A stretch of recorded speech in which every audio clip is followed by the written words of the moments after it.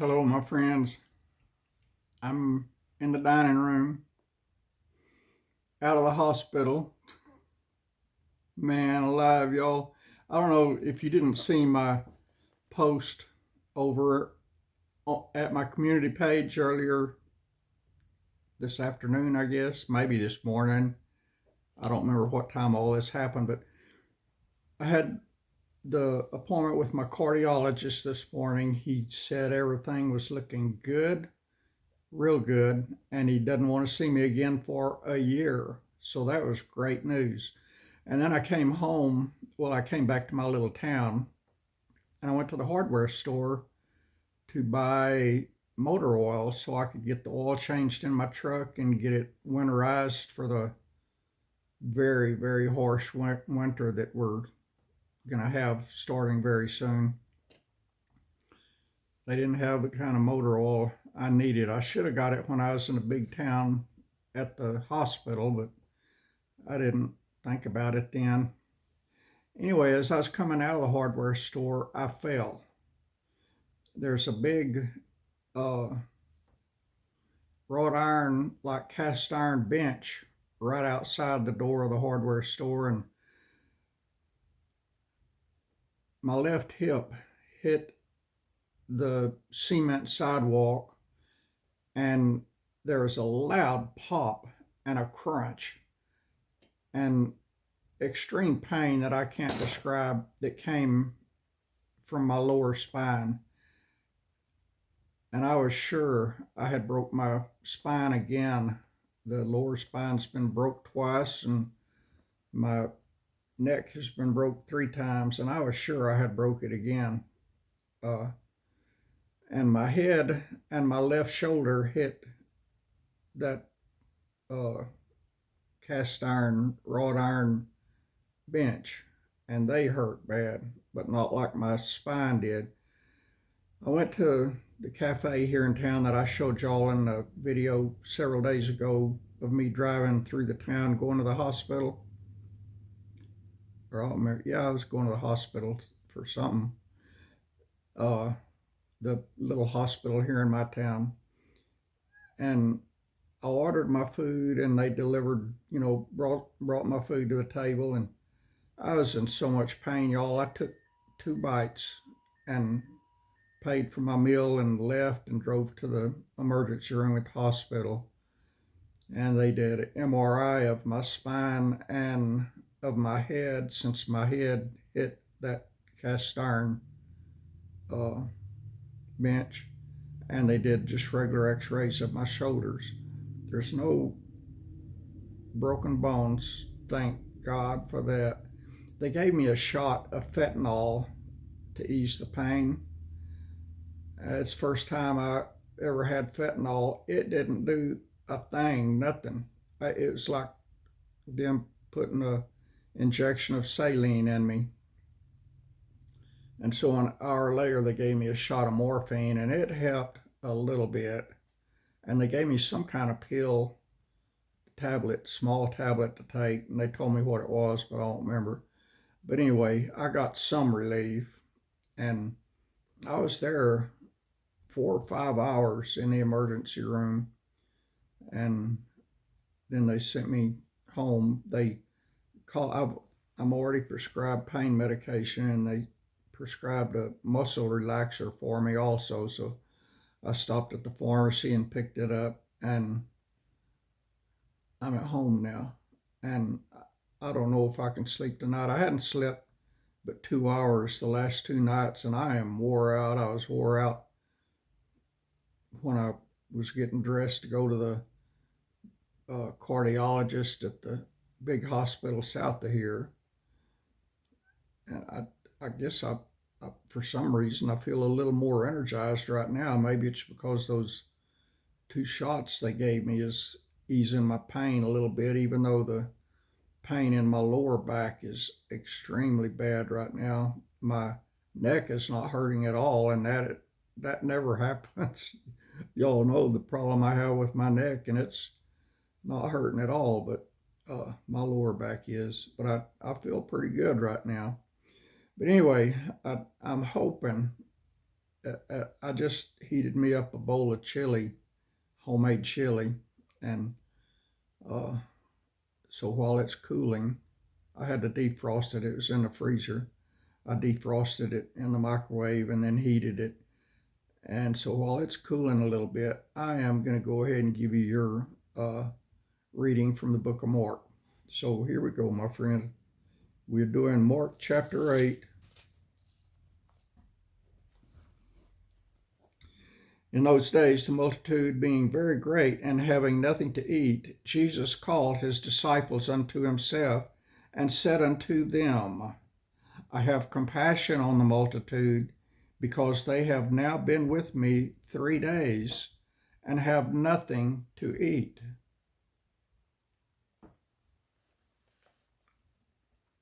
I love the love that Jesus has for people. We should do everything we can to emulate him. And if I send them away fasting to their own houses, they will faint by the way, for divers of them came from far. And his disciples answered him, From whence can a man satisfy these men with bread here in the wilderness? And Jesus asked them, How many loaves have you? And they said, 7. And he commanded the people to sit down on the ground, and he took the 7 loaves and gave thanks and brake and gave to eat to his disciples to set before them. And they did set before them the people, set them before the people. And they had a few small fishes, and he, Jesus, blessed and commanded to set them also before them. So they did eat and were filled. And they took up the broken meat that was left, 7 baskets. And they that had eaten were about 4,000 people, and he sent them away. And straightway he entered into a ship with his disciples and came into the parts of Dalmanutha. And the Pharisees came forth and began to question with him, seeking of him a sign from heaven, tempting him. And he sighed deeply in his spirit and said, Why doth this generation seek after a sign? And if you know any Jews, they still want signs. Verily I say unto you, there shall no sign be given unto this generation. He wants them to accept things on faith without being shown signs. And he left them, and entering into the ship again, departed to the other side. Now the disciples had forgotten to take bread, neither had they in the ship with them more than 1 loaf. And he charged them, saying, Jesus charged them, saying, Take heed, beware of the leaven of the Pharisees and of the leaven of Herod. And they reasoned among themselves, saying, It is because we have no bread. And when Jesus knew what they were thinking or reasoning among themselves, Jesus said unto them, Why reason ye, because ye have no bread? Perceive ye not yet, neither understand? Have ye your heart yet hardened? Having eyes, see ye not? Having ears, hear ye not? And do you not remember when I brake the 5 loaves among 5,000? How many baskets full of fragments took ye up? They said unto him, 12. Jesus said, And when the 7 among 4,000, how many baskets full of fragments took ye up? And they said, 7. Jesus said unto them, How is it that you do not understand.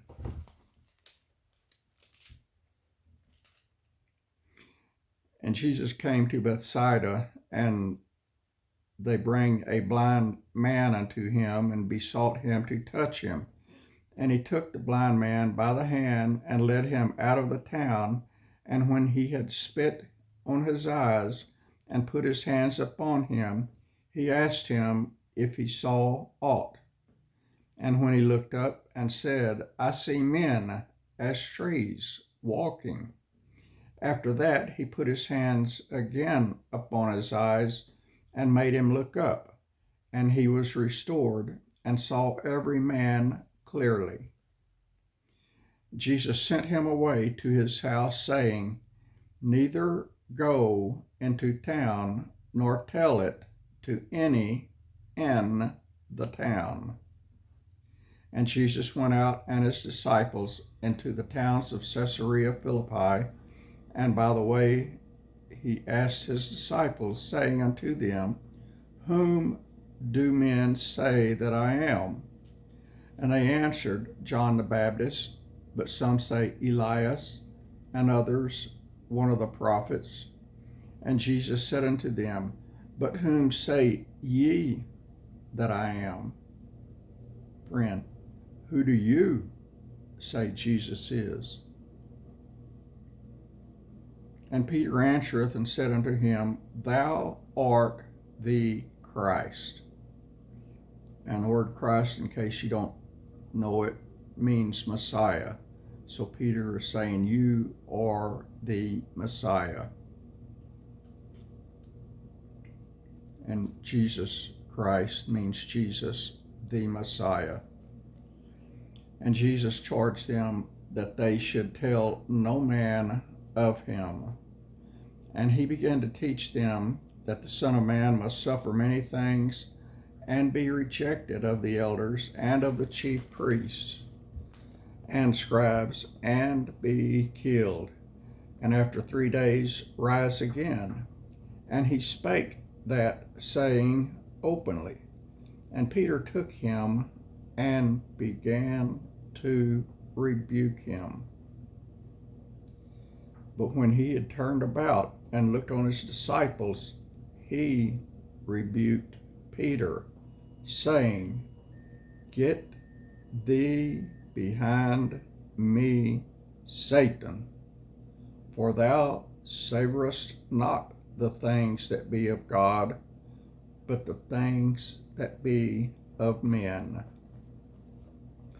And when he had called the people unto him, with his disciples also, he said unto them, Whosoever will come after me, let him deny himself, and take up his cross, and follow me. For whosoever will save his life shall lose it. But whosoever shall lose his life for my sake and the gospel's, the same shall save it. For what shall it profit a man? Listen, y'all. This is Jesus speaking. What shall it profit a man if he shall gain the whole world and lose his soul? Or what shall a man give in exchange for his soul? Whosoever therefore shall be ashamed of me and of my words in this adulterous and sinful generation, of him also shall the Son of Man be ashamed, when he cometh in the glory of his Father with his holy angels. That is a chapter of the book of Mark, y'all. That's some good stuff there. There's a lot of lessons for us right there in that chapter. The biggest one is put your faith in Jesus. Put your trust, all of it, in Jesus. Not in anything or anybody except Jesus. That's it for today. I love y'all. I appreciate y'all. I thank you all that prayed for me today for those prayers. There is much, much, much power in prayer. I guarantee you. My lumbar spine is hurting bad. Sitting here hurts. Laying down makes it hurt even worse, or it did at the hospital anyway. I just hope I can sleep tonight. I don't know. This morning when I was getting dressed to go to the doctor at the big hospital, I was praying that God would give me sleep tonight. Because the last 2 nights I've had 2 hours sleep, and that's not enough.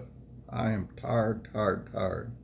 I was praying driving over there today. It's a 40-minute drive one way and a 40-minute drive back, that I would stay awake, and be alert while I drove. And I stayed awake and I was alert. And it was rain. It was pouring rain going over there. It was the hardest rain I've ever seen since I moved up here. Coming back, it's just a mist.